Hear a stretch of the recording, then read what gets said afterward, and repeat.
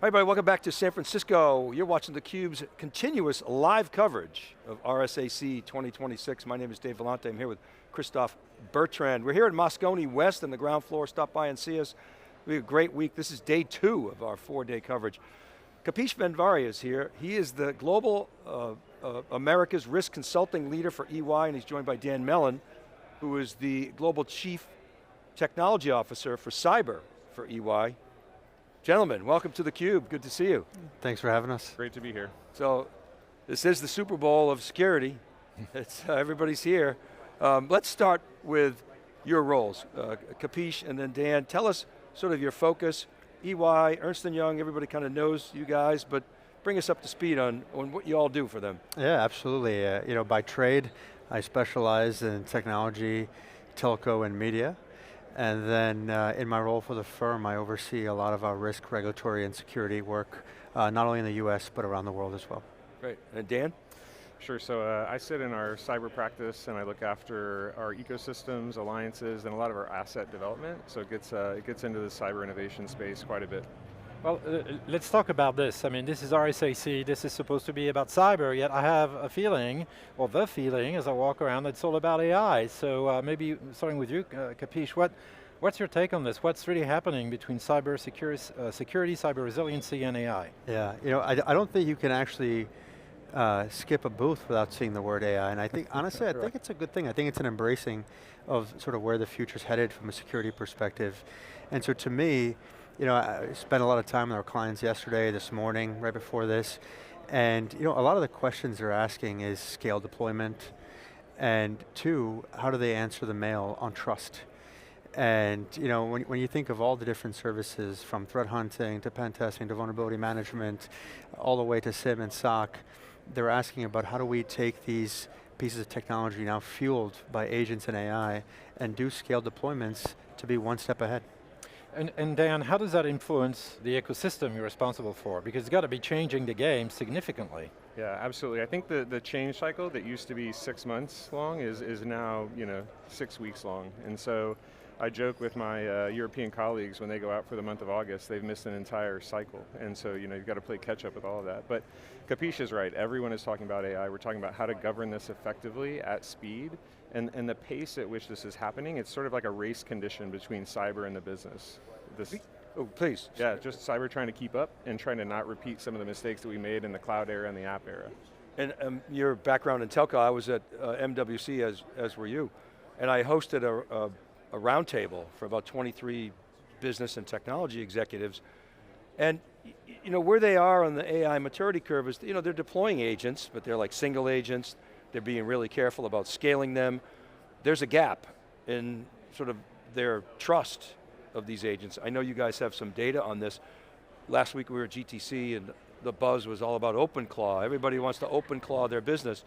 I'm like, whoa, okay, that's going to bring some real threats. I was talking to Google earlier today. They said that 800 of the skills that are downloadable, more than 800 for OpenClaw, are malware.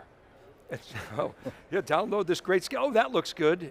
It's like the Wild West now. So you guys have some data on this. I know you guys have launched some surveys. Maybe you can share some of the insights that you found. Yeah, absolutely, I'll start. So, if we take some of the data from the survey, there are 3 interesting stats that really stood out to me. The first one was 96% of folks had AI as a part of their cyber defense strategy. Now, I really think strategy is the operative word in that, because it gives a pretty wide variation in terms of what the implementation state of that strategy is. So the curious thing of that will come in when we start to look at the next data point, which is 95% are deploying AI. So not necessarily just in security, but in the business more broadly. So you've got this situation where AI is being deployed, cyber's trying to play catch up. We're seeing a little bit of the repeated bad behavior from cloud, where security is just bolting capabilities on to try to secure these. But the business is outpacing governance, it's outpacing controls, it's outpacing cyber's ability to train folks. And so you've got this delta, and essentially that is the trust gap that we're seeing. So let's talk about this trust gap, because I think there's definitely an issue here where we're looking at these agents essentially appearing out of nowhere, managing data, making decisions semi-autonomously. Are we really treating them as human beings, should we, and how do we reconcile the trust that we need to have? What are the guard rails that we need to have in place to be successful here? Yeah, so one of the taglines we've been using to simplify the thoughts on this is move at the speed of trust. And helping people think through, like, what does that actually mean? I think Dan summed it up very well. The survey summarizes such a large volume of people are working into their strategy. Right. But where is that falling short in operational execution? And when we think of that, I think a lot of organizations, as part of that strategy, will have things like responsible AI as concepts. We'll have things like traceability, explainability. But really, that's really a bolt-on method, because you're taking compliance and governance and applying it to something that already exists. And sort of where we're trying to push the market to and people to just change their frame of reference is think of trust in design. When a product is about to be launched and go through those cycles of design and development, are the folks from cyber, regulatory, legal, compliance in the room helping build those agents, those products that help drive customer experience and employee experience? And I think there's a statement many organizations use about human in the loop. I think the most advantageous organizations out there will be the ones who take humans and empower them with the power of technology to run faster. AI in the loop. That's right, AI in the loop. Right? We should coin that, AI in the loop. Seriously, it's a flip of that model. It's very challenging right now because the CISOs, they've got a portfolio that they have to take care of. And now all this AI stuff coming in, and even though it's encouraging that they're increasing their budgets, they've got to balance them across, as you're saying, identity and AI security and cloud security. I mean, all that stuff is still there. So how can companies actually move at the speed of trust? Is it a cultural thing? Is it not bolting it on? Is it a technology aspect? It's all of the above. People process technology, we know, but give us the insights as to how you advise clients to do that. Yeah, I think it's a blend of all three, and I really do like Kapish's concept of trust by design. Mm-hmm. Like if you can take the concepts and back into where you want to be, so let's take the end in mind, and we talk about these agents. We're deploying 5,000 agents as a part of a security operations center, and you've got folks that are going to orchestrate those agents. That's where the value is. I need to be able to say that agent A delegated something to agent B that derived from human H's entitlements. So then what happens when human H is exited from the company, right? You've sort of got this orphan structure. You need traceability between what happened, who did it, and where it originated from. And so those are the kind of constructs that a lot of organizations and consortiums are working on. How do we define those protocols and those structures to allow us to have that traceability going forward? It's super important. So let's double click on agents, because you've hinted here that agents are being used for cybersecurity. Obviously we know they are, so hard to miss, RSAC 2026. But obviously you see a lot of companies, large enterprises, all sorts of verticals. Where do you think we are with the reasonable use, I will say reasonable use of agentic AI in the context of cybersecurity across the clients that you've seen? Are you satisfied with what you're seeing? Do you think it's early stages? Are some verticals more mature than others? And I bet that some are. Again, without divulging too much, that might be confidential. I'm very curious about that, because I do believe there are 2 or 3 speeds in agentic AI in cybersecurity based on the vertical. Yeah, so I'll take that first. I think we're like in the first inning. Okay. Right, and I think it's very early days. And I mean that, and I know it feels like a lifetime going through, walking the halls today and seeing how much AI there is and infused and everything, but I still think it's very early days.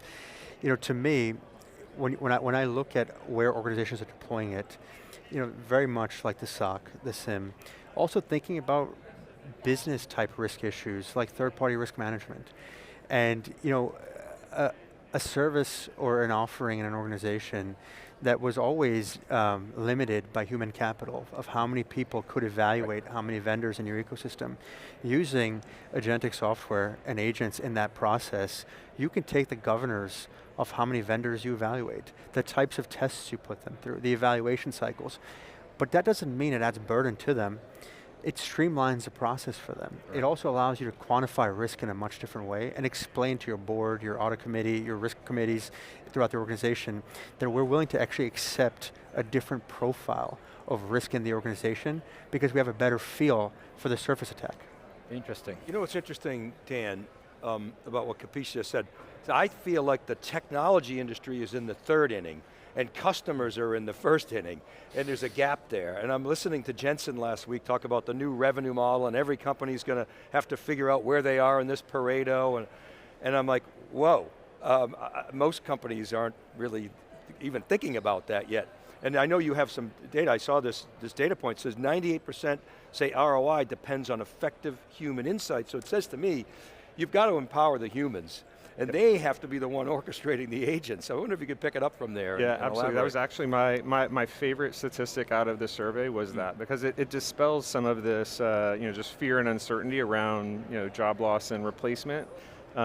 If you let that number 98% sink in, like it's pretty remarkable. So one of the challenges that we do see is finding cyber pros with AI backgrounds. And so that's a gap, that's definitely a gap in talent development that most organizations are looking to fill. I think the good thing is, in the same survey, about 89% said that they see training and upskilling as a path to success. So there is light at the end of the tunnel. If you specialize that training into the places where there's data density, like we talked about with identity, with third-party risk, there's a lot of work that can be done immediately in those spaces. So I'd like to follow up on what you said and this idea of responsibility, right? Because we've been going back and forth here. Well, should it be humans controlling AI or AI semi-controlling humans? I think that may not be the right conversation. At the end of the day, as an organization, your clients, they're responsible for their data. It's a compliance thing, it's a governance thing. They're responsible for the outcomes of whatever process they put out there with their end users, whether agents have delivered them or whether it's a human who did. So, just like you wouldn't want to have drunk teenagers flying a plane, how do we put in place this level of responsibility from the ground up in the development of the AI infrastructure, from the management of the data? Are there specific programs or training approaches that you use with your clients? And again, are there some verticals differences that we should be aware of? Yeah, for sure. I'd break it down into two categories. The first is, very transparently in an organization, in plain English, explain your stance of where you are, right? It's not, and that's not a cyber issue. It's not a business issue. It's an organizational issue, right?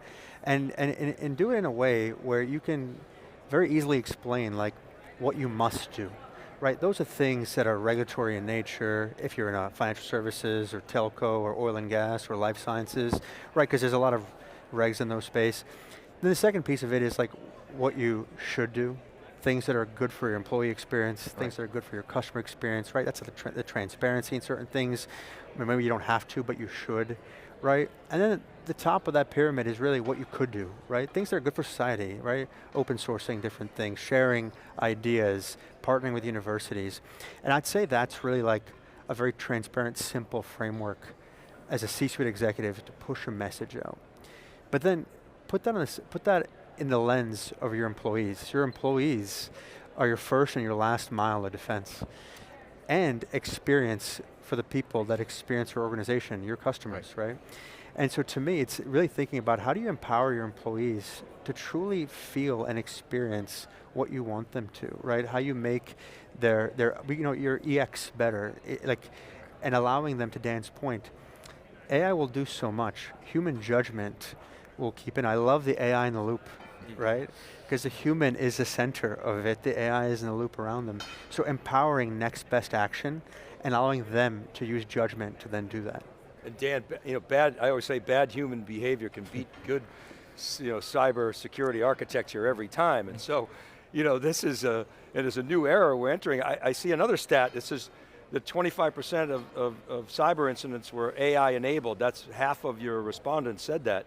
And it could be even much more. I mean, the phishing emails are so much better now. So, okay, so you've got layered defense, all right, but then there's the cultural aspect that Kapish is talking about. So help us understand like how organizations should respond to that. What does this mean for their supply chains?